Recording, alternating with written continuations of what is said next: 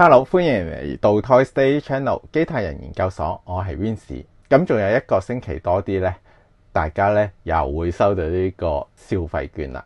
咁開心，梗係同大家分享下有啲咩買啦。好，咁我而家就同大家分享呢個消費券買玩具攻略 2.5。好，唔好講咁多廢話啦，係片。好。一開始我哋就講個好消息先啦 ，EX 合金 Q 版嘅黃金盒 24K 嘅電鍍版咧，終於出貨啦！售價咧就係賣1080蚊。如果大家冇訂嘅話咧，咁啊記得走去出邊搶啦。咁雖然啦，睇翻佢個變形啦，佢今次其實就唔係完全變形嘅，咁就都要有啲 parts 要拎走嘅。而佢個變形方法呢，當然就唔會係跟足電視版噶啦。你當佢係玩具原創啦。不過咁大咁 Q 版嘅黃金盒，又咁重手，今次仲要係電鍍 24K 添。咁我覺得，如果大家真係中意黃金盒呢個角色，又中意 Q 版嘅話呢，真係唔好錯過。順帶一提啦，咁其實佢呢一隻咧都有普通版嘅，咁普通版咧就賣850蚊嘅啫。但係咧官方咧就話會 delay 普通版嘅，咁 delay 到幾時咧就真係唔知啦。咁講開 Action Toys 啦，佢另外一個又係見到出咗版好耐嘅系列啦，《太空西遊記》亦都開始接受預訂啦。咁佢咧就係話會係23年嘅 Q1 咧就會出到飛星車同埋孫行者，而另外嗰兩 set 啦，即係包括流星車連埋豬八戒啦，射星車連埋三唔剩咧，就會係2023年嘅 Q2 出。咁全部咧三隻咧就各自都係賣920蚊嘅。咁 total 咧就要大概2700幾啦。其實你都係預訂嘅啫，應該都唔會用得晒你啱啱10月份嘅消費券嘅。咁你都仲有其他嘢可以買下噶。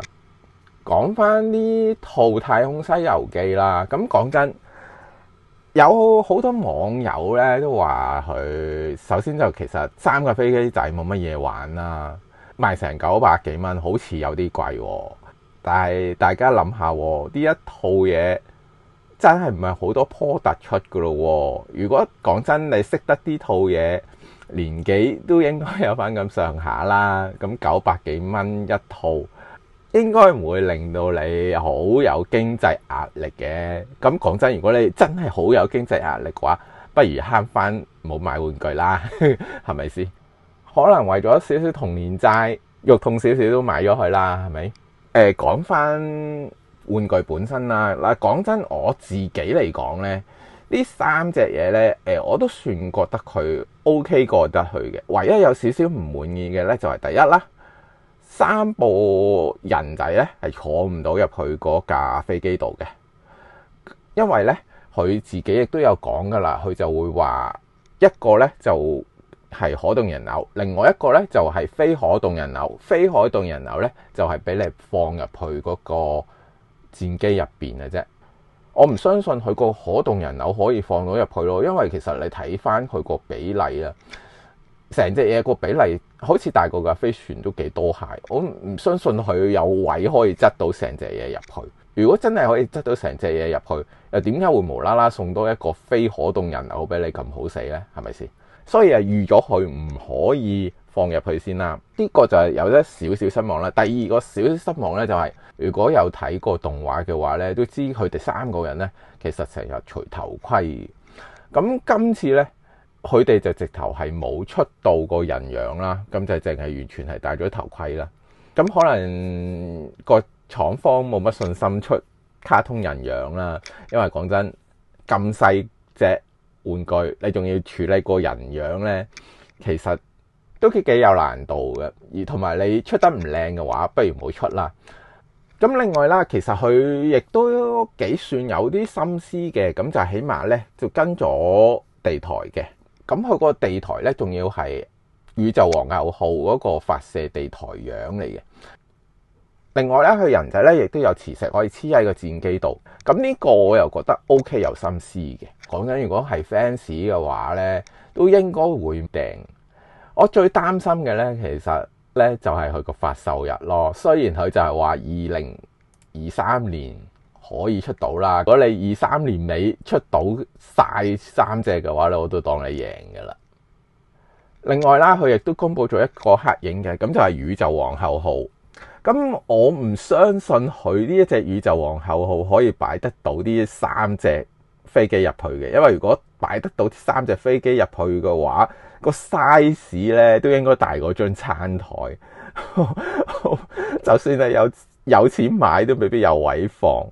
咁我覺得佢應該就會致敬翻以前 Poppy 合金嗰隻 size 嘅啫。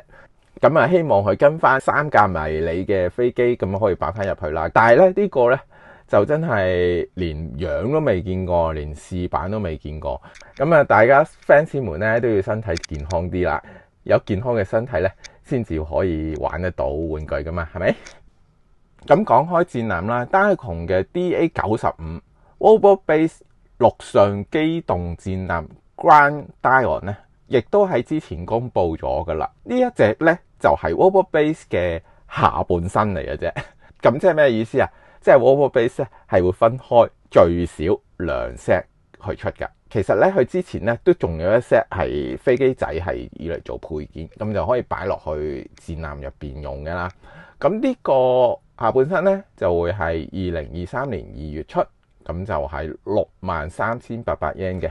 咁我哋睇翻呢隻 Robo-Base 嘅下半身 Grand Dion 啦，咁佢就係一隻陸上嘅戰艦嚟嘅。如果你話玩開 Diacon 嘅話，最好玩嘅咧就係有啲去小機關，譬如佢個駕駛室可以飛出嚟啦，亦都可以打開啦。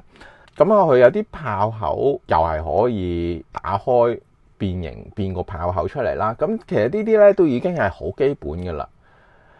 今次最過癮嘅咧就係佢後邊嗰條電梯啊，咁佢係真係可以褪上去上邊嘅。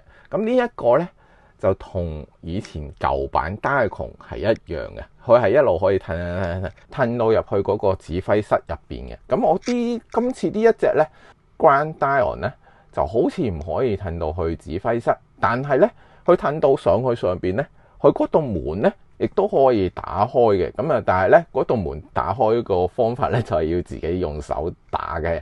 但係都好啊，起碼真係好多機關嚟玩啊嘛。仲有咧就係佢前邊嗰啲發射飛彈啊，咁佢真係會有好似飛彈飛出嚟嘅感覺噶。咁總言之咧，成隻戰艦咧，即係就算你唔買上半身咧，淨係玩下半身啦，都有排你玩。咁呢個6萬幾 yen 啦，圍翻港紙咧，其實咧就3000幾啦。但係咧，香港普遍嚟講咧，賣Diacon咧都應該係會平少少嘅。咁啊，其實2000到尾到咧就應該會有噶啦。咁如果大家收到消費券，有諗唔到有乜嘢買嘅，咁咪訂咗佢先咯。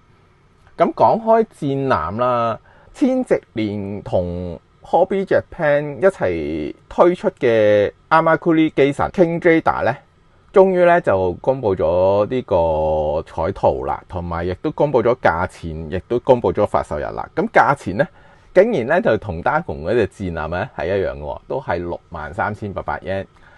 咁發售日咧就係2023年嘅12月至2024年嘅1月，即係你而家訂咗，起碼都要等超過1年啊先至會有噶。睇翻官圖啦，今次呢隻 King Raider 咧都真係幾唔錯。首先第一就係佢嘅活動能力都算高啦，第二就係佢係可以做到變形啦，而佢個艦橋咧亦都可以變翻翡翠 J 啦，仲可以發埋光添。咁講真，咁多樣嘢加埋，雖然咧你話佢同 Diacon 對比嘅話咧，佢真係唔會夠 Diacon 咁多嘢玩噶啦。但係外形嚟講咧，佢啊真係殺晒。如果大家中意勇者王，中意呢個 J 方舟嘅話咧，咁呢一隻咧都真係唔好錯過啦。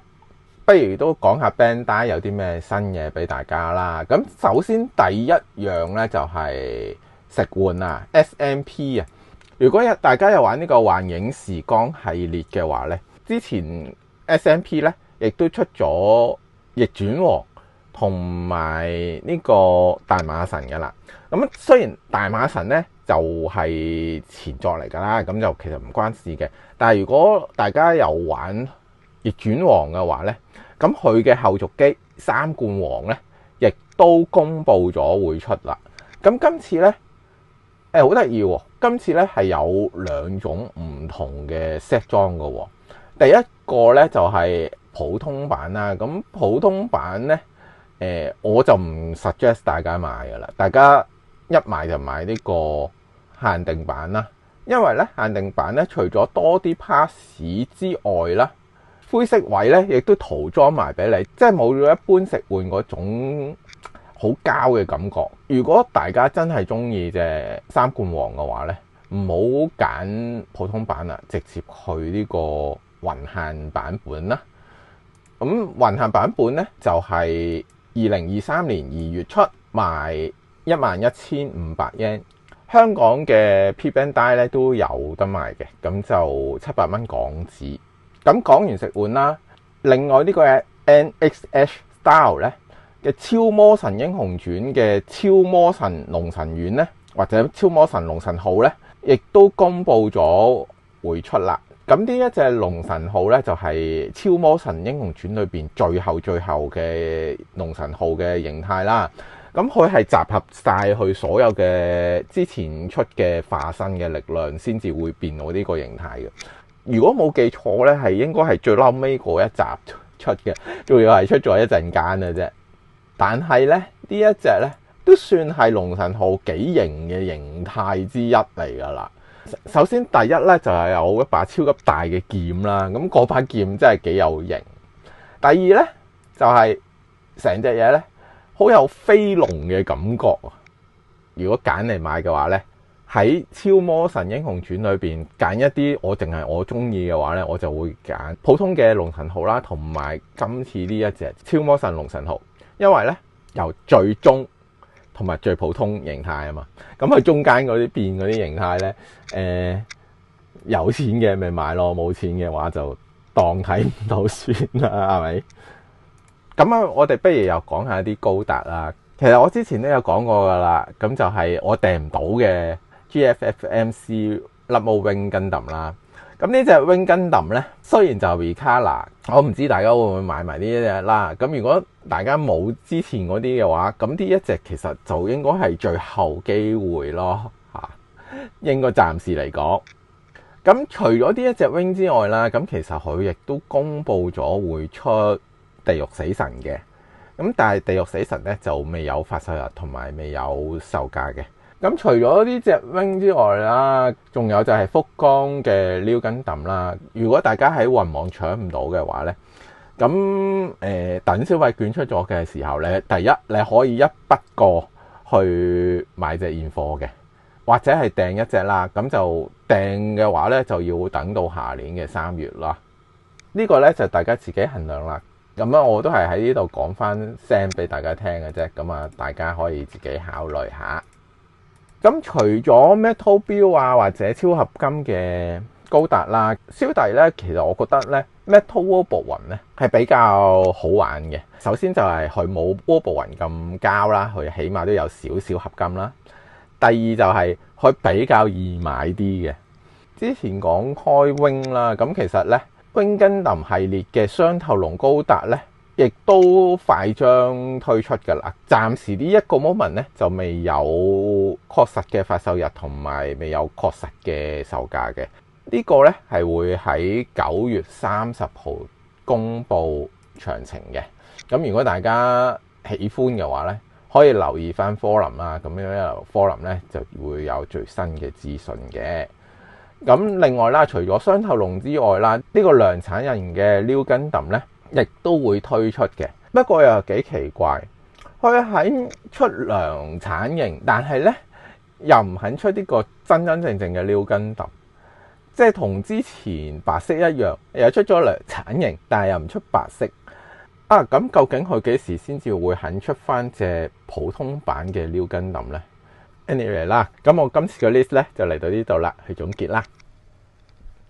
喂，翻嚟啦，咁樣同大家講完一紮我自己近來覺得值得買嘅玩具啦。咁唔知大家有冇咩心水啱呢？或者有啲咩心水反推介翻我呢？如果大家有嘅話呢，記得可以喺下邊留言同我傾下偈。同埋如果中意我哋條片嘅話呢，記得 like 啦、share 啦、subscribe 啦，同埋撳埋隔離個針仔。